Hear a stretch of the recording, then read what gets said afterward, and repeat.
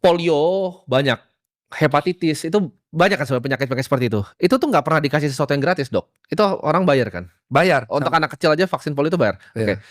Kenapa vaksin itu gratis terus 3 kali? Itu yang gue mikir, logistiknya dari mana? Gue secara pengusaha ya, ini uangnya dari mana, uang siapa, Ya dan nggak masuk. kenapa gratis? Itu nggak pernah masuk di gua. Lu polio dibiarin mati kok. Mereka nggak pernah peduli sama lu. Jadi para elit ini menurut gua nggak pernah peduli sama kalian.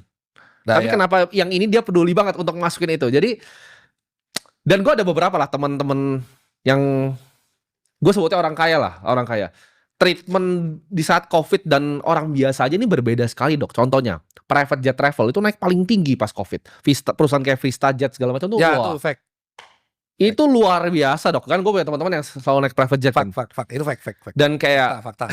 sebenarnya orang kaya itu nggak terlalu terdampak, Dok. Kayak mereka bisa ketemu keluarganya, naik jet ke luar negeri, Ya, landing betul. di Singapura. Jadi nggak pernah ada lockdown untuk orang kaya sebenarnya. Lah ya betul itu, makanya kan. Nah, apakah ini jadi pengkondisian nih untuk orang miskin nih? Makanya itu. Buat nurut, karena gini, menurut gue itu banyak yang lucu, Dok. Contoh, lift kebalik-balik. Ini gue tuh nanya bahkan dokter-dokter ya. Gue gak mau sebut nama, gak enak. Banyak yang anggap ini konyol.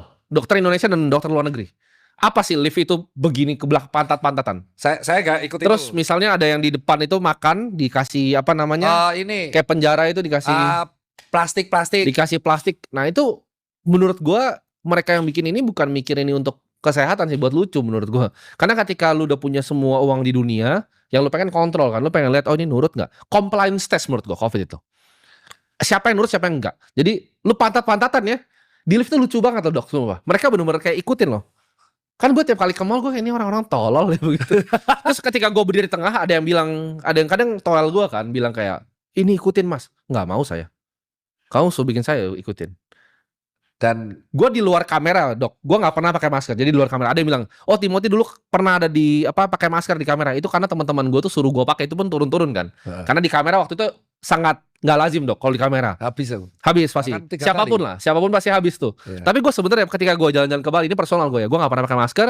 Kita masih bikin party di villa, masih aman. Tapi itu kan statement yang memang dikeluarin oleh beberapa banyak orang sebenarnya, bahwa yang dirugikan dari COVID itu sebenarnya adalah orang kaum menengah ke bawah.